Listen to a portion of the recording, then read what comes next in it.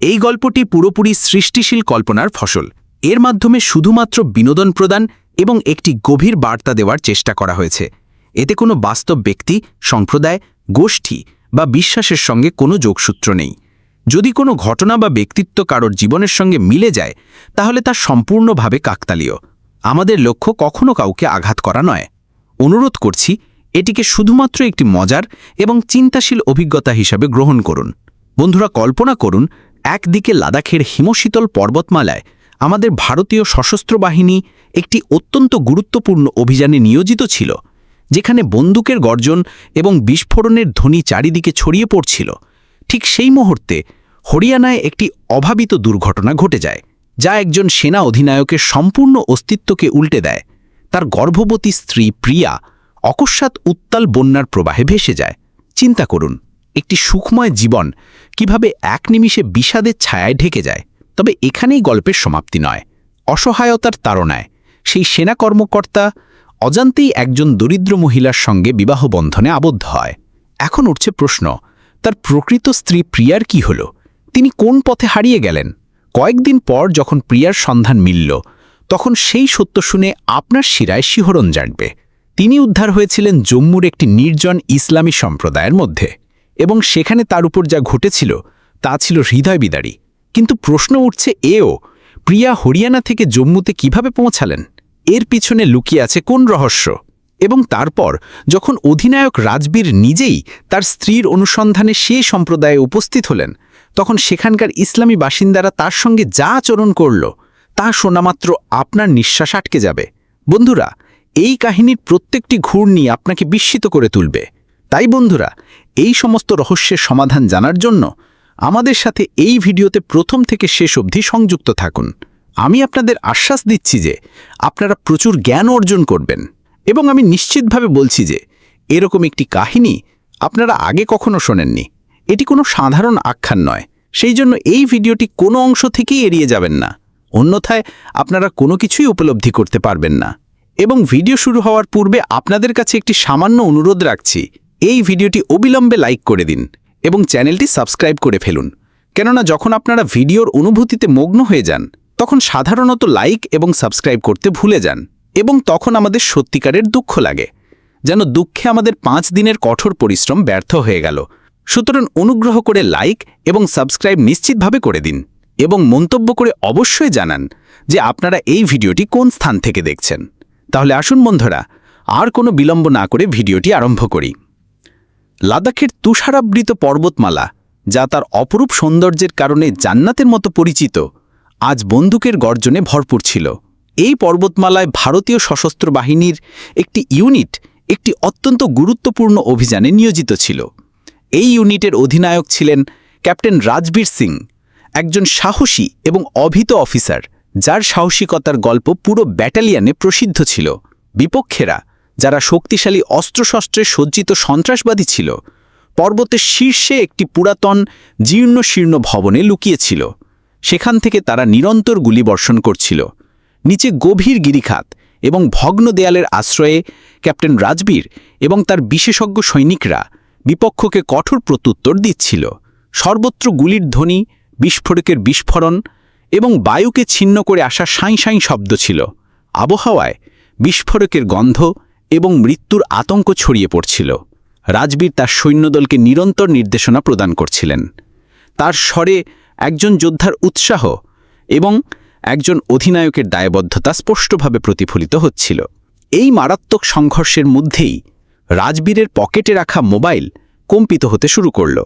এই কোলাহলে রিংটোন শোনা অসম্ভব ছিল, কিন্তু কম্পনের সংবেদন তিনি অনুভব করেছিলেন। তিনি একটি ক্ষণের জন্য পকেট থেকে মোবাইলটি বের করলেন। পর্দায় প্রিয়ার নাম ঝালমল করছিল। প্রিয়া ছিলেন তার স্ত্রী।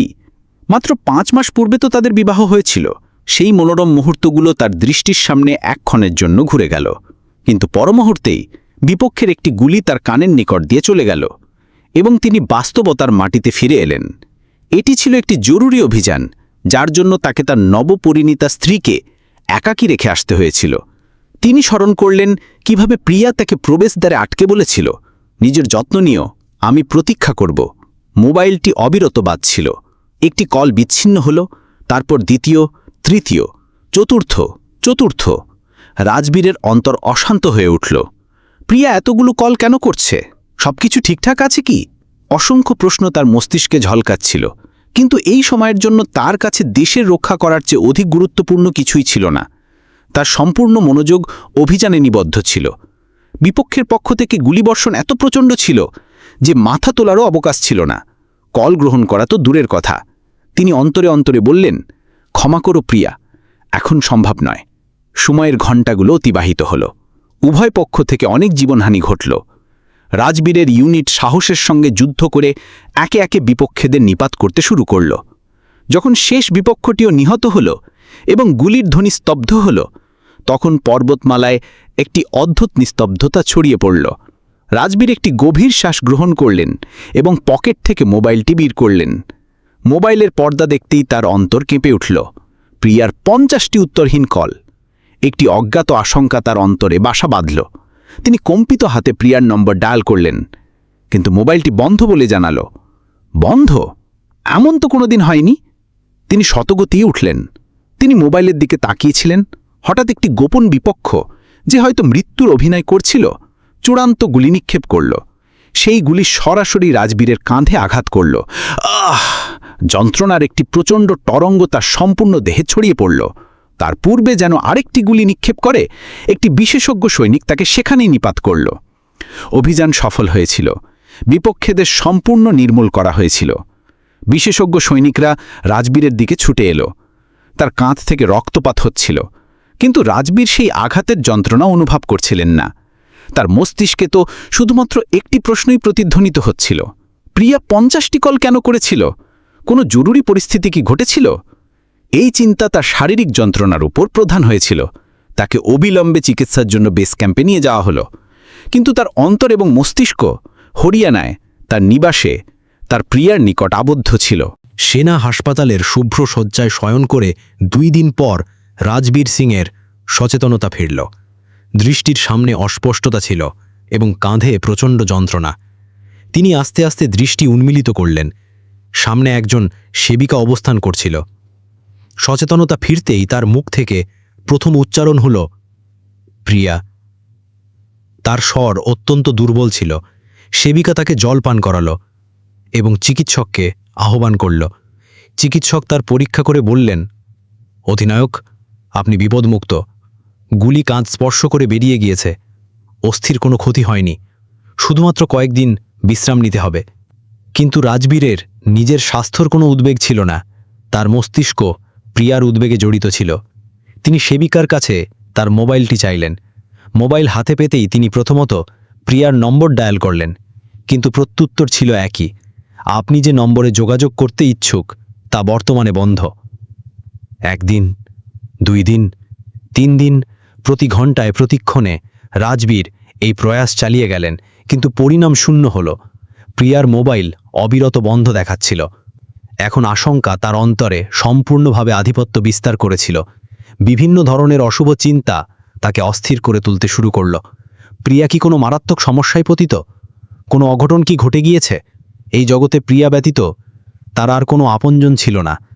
তার পিতাও একজন সেনা কর্মকর্তা ছিলেন, যিনি রাষ্ট্রের জন্য বলিদান দিয়েছিলেন। তার মাতা সেই আঘাত সহ্য করতে অক্ষম হয়ে কয়েক মাসের মধ্যেই প্রয়াত হয়েছিলেন। রাজবীর একাকীভাবে বেড়ে উঠেছিলেন। তারপর তার জীবনে প্রিয়া প্রবেশ করেছিল, যিনি স্বয়ং একজন অনাথ ছিলেন। দুজনে একে অপরে তাদের পরিবারকে আবিষ্কার করেছিল, সমস্ত কিছু লাভ করেছিল, এবং এখন প্রিয়ার সাথে যোগাযোগ না হওয়া রাজবীরের জন্য একটি দুঃস্বপ্নের সমতুল্য ছিল। হাসপাতালের প্রত্যেকটি ক্ষণ তার কাছে একটি বর্ষের মতো অনুভূত হচ্ছিল। কাঁধের আঘাত সারছে, কিন্তু অন্তরের আঘাত আরও গভীরতর হচ্ছিল। তিনি চিকিৎসকের কাছে অটলভাবে ছুটি চাইলেন। চিকিৎসক তাকে বিশ্রামের উপদেশ দিলেন, কিন্তু রাজবীরের একটিমাত্র প্রত্যুত্তর ছিল, স্যার, আমাকে প্রস্থান করতে হবে। আমার স্ত্রী সুস্থা নয়। তার অবস্থা পর্যবেক্ষণ করে কমান্ডিং অফিসারও তাকে ছুটি প্রদান করলেন। রাজবীর তার সামগ্রী সংগ্রহ করলেন এবং একটি ক্ষণও ব্যয় না করে হরিয়ানার দিকে তার নিবাসের উদ্দেশ্যে যাত্রা করলেন। তার অন্তর কোনো অঘটনের ভয়ে প্রচণ্ডভাবে স্পন্দিত হচ্ছিল। বাসের জানালা দিয়ে বাইরে দ্রুতগতিতে চলমান বৃক্ষগুলো দেখতে দেখতে রাজবীরের মনও অতীত এবং বর্তমানের মধ্যে দৌড়াচ্ছিল। 3 দিন ধরে বন্ধ প্রিয়ার মোবাইল তার মস্তিষ্কে হাতুড়ির মতো আঘাত করছিল। কেন? শেষ পর্যন্ত কেন করেছিল সে 50টি কল? এই প্রশ্ন তাকে অন্তর থেকে অন্তর খেয়ে ফেলছিল। তখনই তার উদ্বিগ্ন মুখমণ্ডলে অকস্মাৎ একটি হাসি উদ্ভাসিত হলো। তাকে প্রিয়ার সাথে অতিবাহিত সেই মধুর মুহূর্তগুলো স্মরণ হলো। কিভাবে তারা প্রথমবার একটি সঙ্গীর বিবাহে মিলিত হয়েছিল, কিভাবে তাদের মৈত্রী প্রেমে রূপান্তরিত হয়েছিল। তারা প্রেমময় বিবাহ করেছিল। সমাজ এবং প্রথার প্রতি উদাসীন হয়ে দুই অনাথ একে অপরের হস্ত গ্রহণ করে তাদের নিজস্ব একটি অভিনব জগৎ গড়ে তুলেছিল। তাকে স্মরণ হলো কিভাবে তারা ঘণ্টার পর ঘণ্টা উদ্যানে উপবিষ্ট হয়ে ভবিষ্যতের স্বপ্ন রচনা করত। প্রিয়া সর্বদা বলতো, আমাদের একটি ক্ষুদ্র নিবাস হবে, যেখানে অপরিমিত স্নেহ থাকবে। বিবাহের দিনে দুজনেই কত আনন্দিত ছিল। সেই শেষ কল যখন তিনি অভিযানে যাচ্ছিলেন, তখন প্রিয়া লজ্জায় বলেছিল যে সে মাতৃত্ব লাভ করতে চলেছে। এটি শুনে রাজবীরের আনন্দের কোনো সীমা ছিল না। তিনি পিতা হতে যাচ্ছিলেন। তিনি প্রিয়ার কাছে প্রতিজ্ঞা করেছিলেন যে তিনি শীঘ্র ফিরে আসবেন। এই চিন্তা করে তার হাসি লুপ্ত হলো এবং মুখমণ্ডল আবার বিস্ময় এবং উদ্বেগে পরিপূর্ণ হলো। প্রিয়া গর্ভবতী ছিল, তার আমার সর্বাধিক প্রয়োজন ছিল এবং আমি তার কল গ্রহণ করতে সক্ষম হইনি। এই চিন্তা তাকে একটি কাঁটার মতো বিদ্ধ করছিল। সম্পূর্ণ যাত্রাপথে তিনি এইসব চিন্তায় নিমজ্জিত ছিলেন। কখনো প্রিয়ার সাথে অতিবাহিত মনোরম মুহূর্তগুলো স্মরণ করে হাসছিলেন, আবার কখনো তার 50টি উত্তরহীন কলের স্মৃতিতে কম্পিত হচ্ছিলেন। অবশেষে বাস হলিয়ানার বাস টার্মিনালে থামল। তিনি দ্রুত নেমে একটি অটোরিকশায় আরোহণ করলেন। অটোরিকশা চালক জিজ্ঞাসা করল, কোথায় যাবেন মহাশয়? রাজবীর তার গ্রামের নাম উচ্চারণ করলেন। সুরগাড় চলো।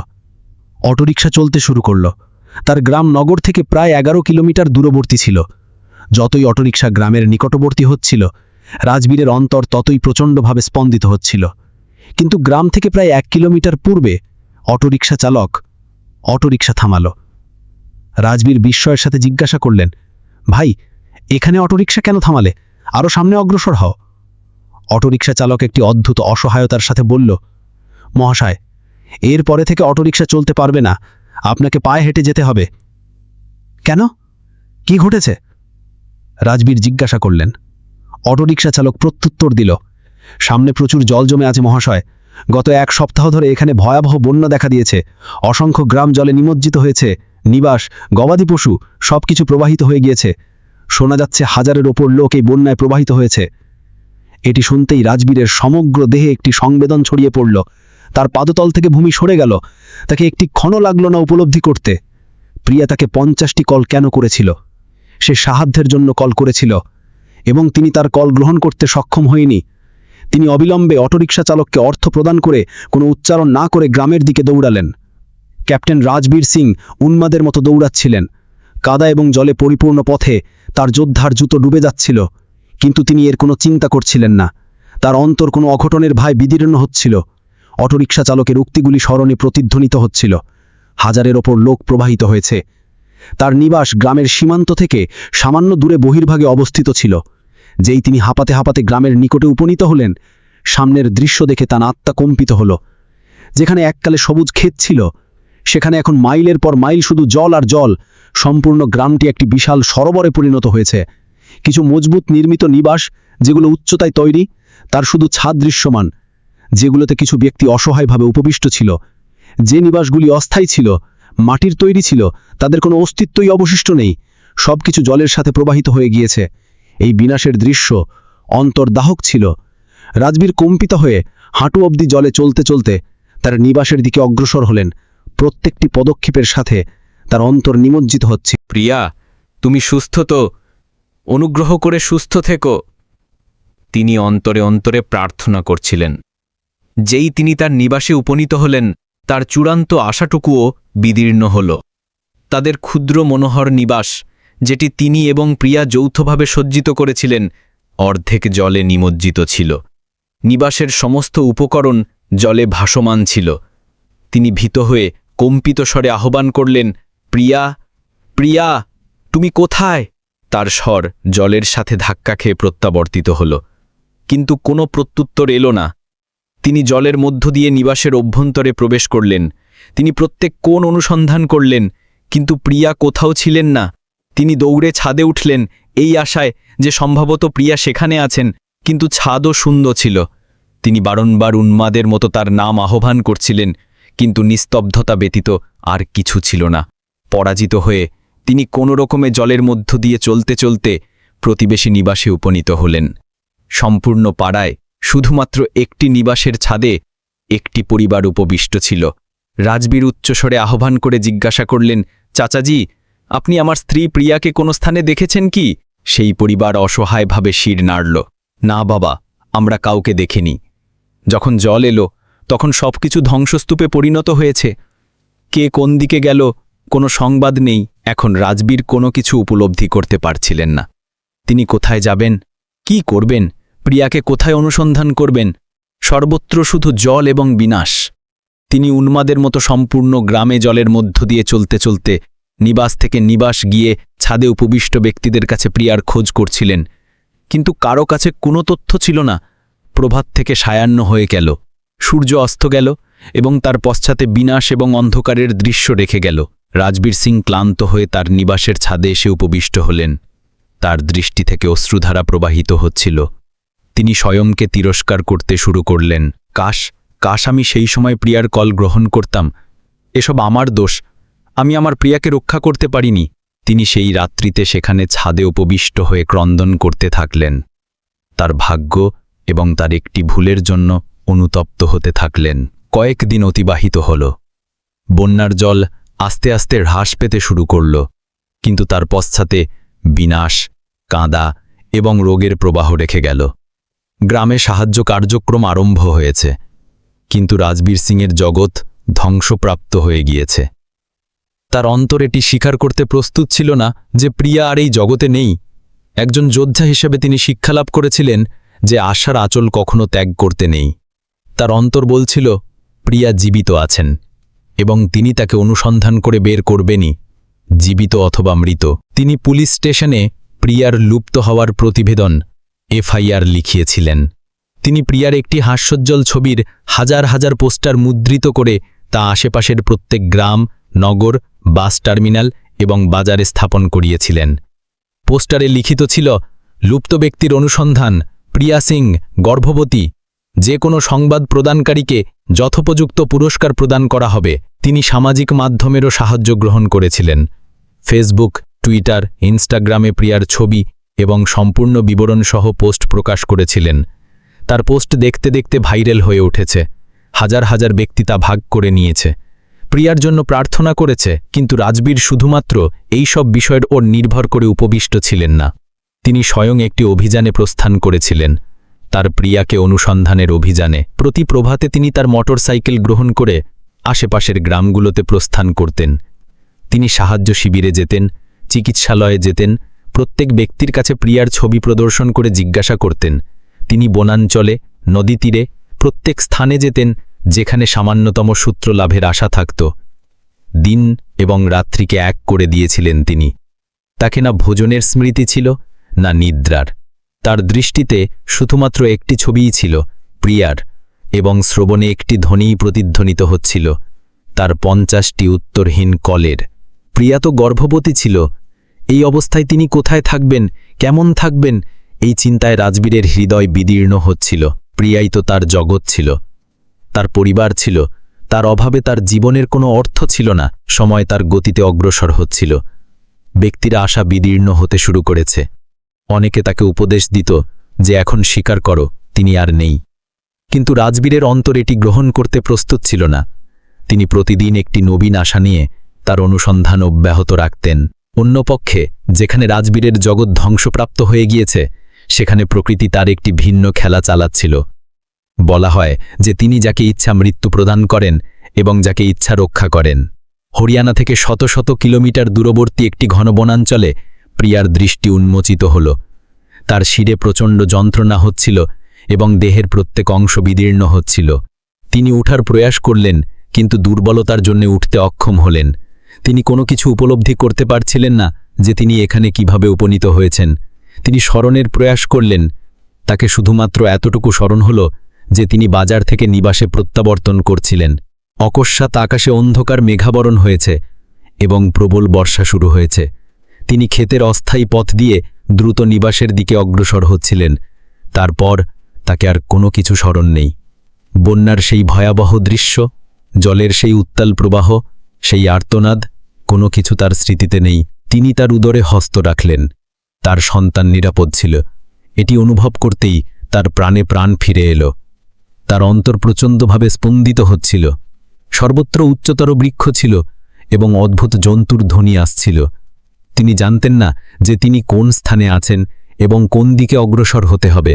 তার মোবাইলটিও জলে প্রবাহিত হয়ে গিয়েছে এবং সবচেয়ে বড় সমস্যা ছিল যে উদ্বেগে তিনি তার স্বামী রাজবীরের মোবাইল নাম্বারও স্মরণ করতে পারছিলেন না। তিনি একাকী ছিলেন, একজন গর্ভবতী মহিলা, একটি অজ্ঞাত বনাঞ্চলে, কিন্তু তিনি সাহস হারাননি। তার আগত সন্তানের জন্য তাকে জীবিত থাকতে হবে। তিনি ঈশ্বরকে স্মরণ করলেন এবং একটি দিকে চলতে শুরু করলেন। তিনি এই আশায় চলছিলেন যে পক্ষে সম্ভবত তিনি তার নিবাসের দিকেই অগ্রসর হচ্ছেন, পক্ষে কোনো পথ লাভ হবে, কোনো ব্যক্তি মিলবে। কিন্তু তিনি জানতেন না যে এগিয়ে ভাগ্য তার সাথে এমন খেলা চালাতে চলেছে যা তিনি স্বপ্নেও চিন্তা করেননি। তার প্রকৃত পরীক্ষা তখনও অবশিষ্ট ছিল। প্রকৃত কাহিনী তখনও আরম্ভ হয়নি। বনাঞ্চলে একটি দিন এবং একটি রাত্রি অতিবাহিত হয়েছে। প্রিয়া অবিরত চলছিলেন। ক্ষুধা এবং তৃষ্ণায় তাকে বিধ্বস্ত করেছে। তার পাদে ফোসকা উৎপন্ন হয়েছে, কিন্তু তিনি স্থির হননি। তার অন্তরে একজন মাতা ছিলেন, যিনি তার সন্তানকে রক্ষা করার জন্য যে কোনো সীমা অতিক্রম করতে পারতেন। তিনি বনাঞ্চলের ফল এবং পত্র ভক্ষণ করে ও ঝর্ণার জল পান করে কোনো রকমে জীবন ধারণ করছিলেন। চলতে চলতে তিনি দূরবর্তী একটি রাজপথ দেখতে পেলেন। তার দৃষ্টিতে একটি আশার দীপ্তি জ্বলে উঠল। তিনি তার টলমল পদক্ষেপে রাজপথের দিকে অগ্রসর হলেন। রাজপথে উপনীত হয়ে তিনি দেখলেন যে দূর দূরান্তে কোনো ব্যক্তি বা যানবাহন দৃশ্যমান নহে। এটি ছিল একটি নির্জন পার্বত্য রাজপথ। এটি দেখে প্রিয়ার অবশিষ্ট সাহসও বিদীর্ণ হতে শুরু করল। তিনি রাজপথের পাশে উপবিষ্ট হয়ে ক্রন্দন করতে লাগলেন। তখনই তিনি দূর থেকে একটি যানবাহন আসতে দেখলেন। তিনি তার সমস্ত শক্তি সংগ্রহ করে হস্ত নাড়লেন, লিফট প্রার্থনার প্রয়াস করলেন। যানবাহনটি নিকটে এলো। তার গতিবেগ হ্রাস হল, কিন্তু তারপর চালক প্রিয়ার অবস্থা পর্যবেক্ষণ করে যানবাহন না থামিয়ে দ্রুত অগ্রসর হল। যানবাহনের ব্যক্তিটির মনে হয়েছে পক্ষে সম্ভবত এটি কোনো উন্মাদ বা দরিদ্র। প্রিয়ার অবস্থাও তেমনই ছিল। বন্যার জল এবং কাদায় তার বস্ত্র ছিন্ন এবং অপরিষ্কার হয়ে গিয়েছে। চুল বিস্তৃত ছিল এবং তার ওপর তিনি গর্ভবতী ছিলেন। কেউ তার প্রতি মনোযোগ প্রদান করেনি। তারা জানত না যাকে তারা দরিদ্র মনে করছে তিনি রাষ্ট্রের রক্ষাকারী একজন সেনা অধিনায়কের স্ত্রী। একের পর এক অসংখ্য যানবাহন অতিক্রান্ত হল, কিন্তু কেউ স্থির হল না। প্রিয়া সম্পূর্ণভাবে বিধ্বস্ত হয়ে পড়েছিলেন। তিনি সাহস ত্যাগ করলেন না এবং টলমল পদক্ষেপে রাজপথে অগ্রসর হতে লাগলেন। তিনি জানতেন না এই রাজপথ কোন দিকে নিয়ে যায়, শুধুমাত্র চলতে থাকলেন। দিনগুলো অতিবাহিত হচ্ছিল। রাজবীর হরিয়ানা এবং আশেপাশের অঞ্চলে তাকে অনুসন্ধান করছিলেন এবং প্রিয়া শত শত কিলোমিটার দূরবর্তী একটি অজ্ঞাত রাজপথে তার জীবনের সংগ্রাম চালাচ্ছিলেন। এখন তার গর্ভাবস্থার 9 মাসও সম্পূর্ণ হয়েছে। প্রসবের সময় নিকটবর্তী হয়েছে। একসাথে বিপদের অসংখ্য পর্বত তার ওপর ভেঙে পড়েছে। ক্ষুধা, তৃষ্ণা এবং ক্লান্তিতে নিঃশেষিত প্রিয়া এখন একটি একটি পদক্ষেপ স্থাপনের জন্য সংগ্রাম করছিলেন। তিনি পাদচালিতভাবে হরিয়ানা থেকে জম্মুর সীমান্তে প্রবেশ করেছিলেন, কিন্তু তিনি এর কোনো অনুমান করেননি। তিনি শুধুমাত্র জানতেন যে তিনি চলছেন। তখনই তিনি দূরবর্তী পর্বতের মধ্যে ধোঁয়ার সাথে একটি ক্ষুদ্র সম্প্রদায় দেখতে পেলেন। আরেকবার তার দৃষ্টিতে আশার দীপ্তি জাগ্রত হল। তিনি তার অবশিষ্ট সমগ্র শক্তি সংগ্রহ করে টলমল পদক্ষেপে সেই সম্প্রদায়ের দিকে চলতে লাগলেন। সম্প্রদায়ের সীমান্তে উপনীত হতেই প্রিয়ার উদরে একটি প্রচণ্ড যন্ত্রণা উদ্ভূত হল। এটি ছিল প্রসব যন্ত্রণা। যন্ত্রণা এত ভয়াবহ ছিল যে তার দৃষ্টির সামনে অন্ধকার ছড়িয়ে পড়ল এবং তিনি মাথা ঘুরে সেখানেই ভূমিতে পতিত হলেন। সেই সম্পূর্ণ সম্প্রদায়টি ছিল জম্মু ইসলামী বাসিন্দাদের। ঠিক সেই সময়ে সম্প্রদায়ের কয়েকজন মহিলা নিকটবর্তী ঝর্ণা থেকে নিজ নিজ পাত্রে জল ভর্তি করে আনছিল। তারা একজন অজানা বিপর্যস্ত মহিলাকে ভূমিতে পতিত দেখল। তারা দৌড়ে তার নিকটে এলো। তারা এটি পর্যবেক্ষণ করল না যে তিনি কে, কোন ধর্মের। তারা শুধুমাত্র একজন যন্ত্রণায় থাকা ব্যক্তিকে দেখল। তারা প্রিয়াকে সহায়তা করে উত্থিত করল, তাকে তাদের নিবাসে নিয়ে গেল এবং জলপান করালো। তাদের মধ্যে একজন প্রবীণ মহিলা, যার নাম ছিল রহিমা বি, সম্ভবত পেশায় প্রসূতি সহায়িকা ছিলেন। তিনি প্রিয়ার নাড়ি পরীক্ষা করলেন এবং অন্য মহিলাদের বললেন, আরে এ তো মাতৃত্ব লাভ করতে চলেছে, এর সন্তানের জন্ম হতে যাচ্ছে। এটি শুনতেই সম্প্রদায়ের সমস্ত মহিলা প্রিয়ার সেবায় নিয়োজিত হল। তারা এটাও জিজ্ঞাসা করল না যে তুমি কে, কোন স্থান থেকে এসেছ। কোনো প্রশ্ন না করে সকলে নিজ নিজ কার্যে নিয়োজিত হল। কেউ উষ্ণ জলের ব্যবস্থা করল, কেউ নির্মল বস্ত্র আনল, কেউ রহিমা বিয়ে সহায়তা করতে আরম্ভ করল। সেই ক্ষুদ্র অস্থায়ী নিবাসে সেদিন মানবতার সর্বোচ্চ ধর্ম পালিত হচ্ছিল। রহিমা বিয়ের অভিজ্ঞতা এবং সম্প্রদায়ের মহিলাদের সহায়তায় কয়েক ঘণ্টার কঠোর পরিশ্রমের পর প্রিয়া একটি অপরূপ এবং সুস্থ পুত্রের জন্ম দিলেন। শিশুর ক্রন্দনের ধ্বনি সেই ক্ষুদ্র নিবাসে আনন্দ নিয়ে এলো। প্রিয়ার দৃষ্টি থেকে আনন্দ এবং স্বস্তির অশ্রু প্রবাহিত হল। তিনি তার সন্তানকে বক্ষে আলিঙ্গন করলেন। সম্প্রদায়ের মহিলারা শিশুটিকে স্নান করালো, তাকে কোমল বস্ত্রে আবৃত করে প্রিয়ার নিকটে শায়িত করল। তারা প্রিয়ার জন্য উষ্ণ স্যুপ প্রস্তুত করল এবং স্বহস্তে তাকে ভোজন করালো। তাদের স্নেহ এবং আত্মীয়তা দেখে প্রিয়ার অন্তর পরিপূর্ণ হল। এই অজানা ব্যক্তিরা, যাদের সম্পর্কে তিনি কোনো কিছুই জানতেন না, তার এবং তার সন্তানের জীবন রক্ষা করেছে। যখন প্রিয়ার শারীরিক অবস্থা কিছুটা সুস্থ হল, তখন একদিন একজন মহিলা অত্যন্ত স্নেহের সাথে প্রিয়াকে জিজ্ঞাসা করল, বোন, এখন তুমি সুস্থ? এখন কি বলবে? তুমি কে, কোন স্থান থেকে এসেছ এবং তোমার নাম কি? প্রিয়া ক্রন্দন করতে করতে তাদের সম্পূর্ণ কাহিনী সত্য সত্য বলে দিলেন। আমার নাম প্রিয়া, আমি হরিয়ানার বাসিন্দা। আমার স্বামী একজন সেনা কর্মকর্তা, ক্যাপ্টেন রাজবীর সিং। আমি একজন হিন্দু। আমাদের গ্রামে বন্যা এসেছিল, যাতে আমি প্রবাহিত হয়ে গিয়েছিলাম। আমি বনাঞ্চলে বিপদগামী হয়ে গিয়েছিলাম এবং তারপর চলতে চলতে এখানে উপনীত হয়েছি। এটি শুনতেই সমস্ত মহিলা বিস্মিত হয়ে গেল। একজন যোদ্ধার স্ত্রী, এবং তাও হিন্দু, তাদের সম্প্রদায়ে, তাদের আশ্রয়ে। কিন্তু এই বিষয়ে তাদের আচরণে সামান্যতম পরিবর্তন এলো না। রহিমাবি প্রিয়ার শিরে হস্তস্পর্শ করে বললেন, তোমার স্বামী বা পরিবারের কোনো নম্বর প্রদান করো। আমরা তাদের সংবাদ প্রদান করি যে তুমি আমাদের নিকটে নিরাপদ। এটি শুনতেই প্রিয়া ফুপিয়ে ফুপিয়ে ক্রন্দন করতে লাগলেন এবং বলতে লাগলেন, আমার স্বামী ব্যতীত এই জগতে আমার আর কোনো আপনজন নেই। আমি অনাথ এবং আমার স্বামী রাজবীরের মোবাইল নম্বরও আমার স্মৃতিতে নেই। রহিমাবি তাকে বক্ষে আলিঙ্গন করে বললেন, কোনো বিষয় নয় কন্যা, তুমি উদ্বিগ্ন হও না। ঈশ্বর সমস্ত কিছু সঠিক করে দেবেন। যতক্ষণ তুমি সম্পূর্ণভাবে সুস্থ না হও, তুমি এবং তোমার সন্তান এখানে আমাদের নিকটেই অবস্থান করবে। এটিও তোমার নিজস্ব নিবাস। যখন তুমি চলাফেরা করতে সক্ষম হবে, তখন আমরা তোমাকে নিজ নিবাস হরিয়ানায় পৌঁছে দেব। ততক্ষণ তুমি এখানে অবস্থান করো, খাও, পান করো, আনন্দ করো। এটি শুনতে প্রিয়ার দৃষ্টি থেকে আবার অশ্রু প্রবাহিত হল। তিনি চিন্তা করতে লাগলেন, আমি হিন্দু, এটি জেনেও এই ব্যক্তিরা আমার এত সহায়তা করছে। এরা দেবদূত, আমি এদের কৃতজ্ঞতা কিভাবে প্রকাশ করব? এইভাবেই দিনগুলো অতিবাহিত হচ্ছিল। সেই সম্প্রদায়ের মহিলারা প্রিয়ার প্রচুর সেবা করত, তাকে উত্তম উত্তম ভোজন প্রদান করত, তার সাথে স্নেহময় কথোপকথন করত এবং তার সন্তানকে খেলাত। প্রিয়াও সেই ইসলামী মহিলাদের সাথে সম্পূর্ণভাবে মিশে গিয়েছিলেন। তিনি তাদের সাথে নিবাসের কাজ সম্পাদন করতেন, তাদের ভাষা অধ্যয়ন করতেন এবং তাদের সাথে হাসতেন, কথা বলতেন। ধর্মের বাধা মানবতার সামনে বিদীর্ণ হয়ে গিয়েছে। প্রিয়া তার পুত্রের নাম রাখলেন শান্তি, কারণ সে শান্তি এবং সম্প্রীতির সংবাদ নিয়ে এসেছে। অন্য পক্ষে হরিয়ানায় রাজবীর প্রায় নিঃশেষিত হয়ে গিয়েছিলেন। 1 মাস অতিবাহিত হয়েছে, কিন্তু তিনি সন্ধান স্থগিত করেননি। এক সন্ধ্যায় তিনি তার নিবাসে ল্যাপটপে তার প্রকাশিত পোস্টে প্রাপ্ত কমেন্টগুলো অধ্যয়ন করছিলেন। তখনই প্রবেশদ্বারে কেউ আহ্বান করল, কোনো ব্যক্তি আছে?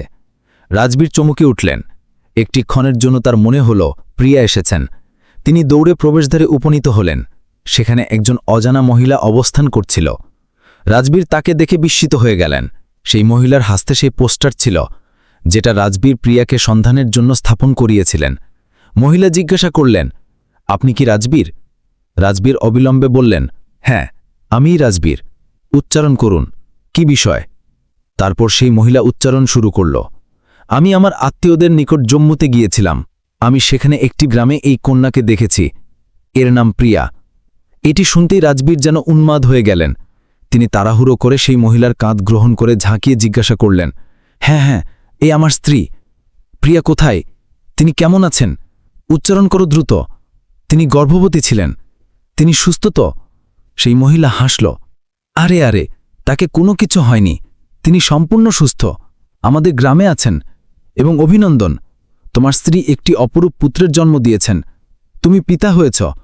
এটি শুনতেই রাজবীর হাঁটু ভেঙে ভূমিতে উপবষ্ট হয়ে ফুপিয়ে ফুপিয়ে ক্রন্দন করতে লাগলেন।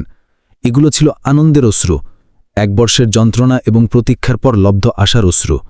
তিনি সেই মহিলাকে বললেন, চলো দ্রুত উচ্চারণ করো, তোমার গ্রাম কোন স্থানে? আমাকে অবিলম্বে আমার স্ত্রী এবং আমার সন্তানকে প্রত্যাবর্তন করাতে হবে। রাজবীর সেই মহিলাকে তার যানবাহনে আরোহণ করে জম্মুর সেই গ্রামের দিকে প্রস্থান করলেন। অসংখ্য ঘণ্টার যাত্রার পর যখন রাজবীর এবং সেই মহিলা জম্মুর সম্প্রদায় উপনীত হলেন, তখন তারা প্রিয়ার খোঁজ করলেন। রহিমাবি তাদের বললেন, তিনি তো 1 ঘণ্টা পূর্বে এখান থেকে প্রস্থান করেছেন। তিনি এখন সম্পূর্ণ সুস্থ হয়ে উঠেছিলেন। তিনি বলছিলেন যে, আমার স্বামী আমাকে সন্ধান করছেন, তিনি উদ্বিগ্ন হচ্ছেন। সেই জন্য আমরা তাকে আমাদের গ্রামের একটি যুবকের সাথে যানবাহনে হরিয়ানায় প্রেরণ করেছি। এটি শুনতেই রাজবীর ক্রন্দন করতে লাগলেন। সে তার হাত জোড় করে বললেন, আপনারা আমার স্ত্রী এবং আমার সন্তানের জীবন রক্ষা করেছেন, তার যত্ন নিয়েছেন। আমি আপনাদের এই অনুগ্রহ কখনোই পরিশোধ করতে পারব না। আপনাদের অনেক অনেক ধন্যবাদ। ধন্যবাদ। সম্প্রদায়ের একজন প্রবীণ রাজবীরের কাঁধে হস্ত স্থাপন করে বললেন, বাবা, ধন্যবাদ আমাদের নয়, উপরওয়ালার করো। যেমন সীমান্তে আমাদের সুরক্ষা প্রদান করা তোমাদের যোদ্ধাভাইদের কর্তব্য, তেমনি বিপদগ্রস্ত একজন ব্যক্তির সহায়তা করা আমাদেরও কর্তব্য ছিল। ঈশ্বর তোমার স্ত্রীর জীবন রক্ষার জন্য আমাদের শুধুমাত্র একটি মাধ্যম নির্মাণ করেছেন। রাজবীরের অন্তর তাদের প্রতি শ্রদ্ধা এবং কৃতজ্ঞতায় পরিপূর্ণ হল। তিনি তাদের ধন্যবাদ প্রকাশ করে তার যানবাহনে আরোহণ করলেন এবং নিবাসের দিকে প্রত্যাবর্তন করলেন। যাত্রাপথে রাজবীর অত্যন্ত আনন্দিত ছিলেন। তার দৃষ্টি থেকে আনন্দের অশ্রু অবিরত প্রবাহিত হচ্ছিল। তিনি সম্পূর্ণ 1 বর্ষ পর তার স্ত্রী এবং তার অজাত সন্তানের সাথে, যিনি এখন এই জগতে এসে গিয়েছেন, মিলিত হতে যাচ্ছিলেন। কয়েক ঘণ্টার চালনার পর তিনি তার নিবাসে উপনীত হলেন। তিনি কম্পিত হস্তে প্রবেশদ্বার উন্মুক্ত করলেন। অভ্যন্তর থেকে একটি শিশুর ক্রন্দনের মৃদু ধ্বনি আসছিল। এই ধ্বনি তার কাছে জগতের সর্বাধিক অপরূপ সঙ্গীত ছিল। তার দৃষ্টি থেকে আনন্দের অশ্রু উছলে পড়ল। তিনি প্রবেশদ্বার থেকে উঁকি দিয়ে পর্যবেক্ষণ করলেন। প্রিয়া তার প্রিয়া গোদে একটি ক্ষুদ্র শিশুকে গ্রহণ করে তাকে শান্ত করছিলেন। তিনি সামান্য দুর্বল প্রতীয়মান হচ্ছিলেন, কিন্তু তার মুখমণ্ডলে একজন মাতার স্নেহের দীপ্তি ছিল। এই দৃশ্য প্রিয়া এবং রাজবীর সিংয়ের জন্য এমন ছিল, যার আমরা বা আপনারা অনুমানও করতে পারেন না। প্রিয়া যেই প্রবেশদ্বারে রাজবীরকে দেখলেন, তার দৃষ্টি বিস্ফারিত হয়ে গেল। তিনি কোনো উচ্চারণ করতে পারলেন না, শুধুমাত্র ফুপিয়ে ফুপিয়ে ক্রন্দন করতে লাগলেন। রাজবীরও দৌড়ে তার নিকটে এলেন এবং তাকে এবং তার সন্তানকে তার বাহুতে আবদ্ধ করলেন। দুজনেই দীর্ঘক্ষণ ধরে একে অপরকে আলিঙ্গন করে ক্রন্দন করতে থাকলেন। এগুলি ছিল বিচ্ছেদের নয়, মিলনের অশ্রু। রাজবীর কম্পিত হস্তে তার পুত্রকে গোদে গ্রহণ করলেন এবং তার ললাটে চুম্বন করলেন। তিনি প্রিয়াকে জিজ্ঞাসা করলেন, তুমি কোন স্থানে চলে গিয়েছিলে প্রিয়া? আমি তোমাকে কোন কোন স্থানে অনুসন্ধান করিনি। প্রিয়া ক্রন্দন করতে করতে সম্পূর্ণ ঘটনা বললেন, কিভাবে তিনি বন্যায় প্রবাহিত হয়ে গিয়েছিলেন, কিভাবে বনাঞ্চলে বিপদগামী হয়েছিলেন এবং কিভাবে জম্মুর সেই সম্প্রদায়ের সদয় ব্যক্তিরা তার জীবন রক্ষা করেছে। রাজবীর প্রিয়ার হস্ত গ্রহণ করে বললেন, তারা শুধুমাত্র তোমার জীবন রক্ষা করেনি প্রিয়া, তারা আমারও জীবন রক্ষা করেছে। তুমি এবং এই সন্তানই তো আমার জগৎ। দুজনে যৌথভাবে তাদের পুত্রের নাম শান্তি সিংই রাখলেন, কারণ সে 2 বিশ্বাসের মধ্যে মানবতা এবং শান্তির চিহ্ন ছিল। সমস্ত কিছু সঠিক হয়ে গিয়েছে। রাজবীর, প্রিয়া এবং শান্তি, তাদের ক্ষুদ্র পরিবার এখন সম্পূর্ণ হয়েছে। তারা একটি সুখময় জীবন আরম্ভ করলেন। এই কাহিনী থেকে আমরা এই উপদেশ লাভ করি যে মানবতা যে কোনো বিশ্বাস, জাতি বা সীমান্তের চেয়ে উন্নত। বিপদগ্রস্ত কোনো ব্যক্তির সহায়তা করার সময়ে তার বিশ্বাস পর্যবেক্ষণ করা হয় না, শুধুমাত্র তার মানবতা পর্যবেক্ষণ করা হয়।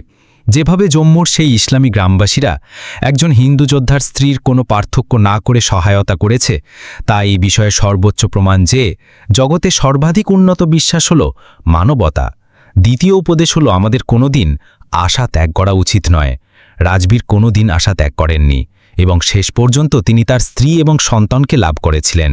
প্রকৃতি আমাদের ধৈর্যের পরীক্ষা গ্রহণ করে কিন্তু অন্তিমে সমস্ত কিছু শুভ করে